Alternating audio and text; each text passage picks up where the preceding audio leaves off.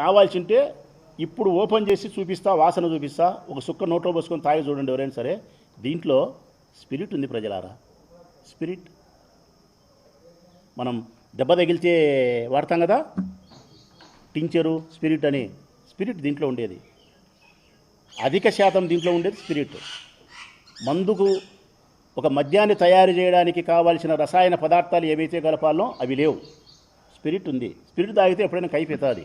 ఉత్త స్పిరిట్ తాగి చూడండి, కైపోతుంది. కాకపోతే పోతాయి, పేగులకు బొక్కలు పడతాయి, కిడ్నీలకు బొక్కలు పడతాయి, నీ శరీరంలో ఉండే ఆర్గానిక్స్ అన్నీ ఎన్ని చెడిపోవాలని అన్నీ చెడిపోతుంది.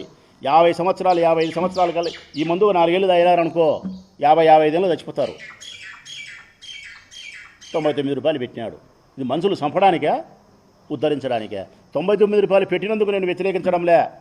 మంచి మందును తయారు చేసి పేదవాళ్లకు నాణ్యత కలిగిన మద్యాన్ని తయారు చేసి వాళ్ళ ఆరోగ్యాన్ని, ఆయుష్ను క్షీణించకుండా వాళ్ళ భార్య పిల్లలతో సంతోషంగా ఉండడానికి కావాల్సినటువంటి మద్యాన్ని మంచి ధర పెట్టి తయారు చేసి తక్కువ ధరకు బీదోళ్ళకి నీ కాళ్ళకు నమస్కారం చేస్తా.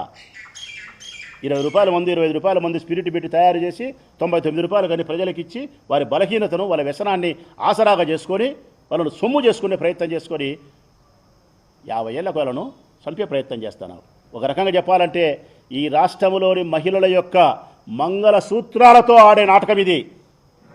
ఈ రాష్ట్రంలో ఉండే మహిళల యొక్క మంగళ సూత్రాలతో ఆయన రాజకీయం చేస్తున్నాడు. ఇది తాగితే అదే జరుగుతుంది. మీరు కట్టిన పుస్తలు దిగే పరిస్థితుంది. దయచేసి దీన్ని తాగాకండి. ఇది కాల్చిటే పరీక్షించుకోండి.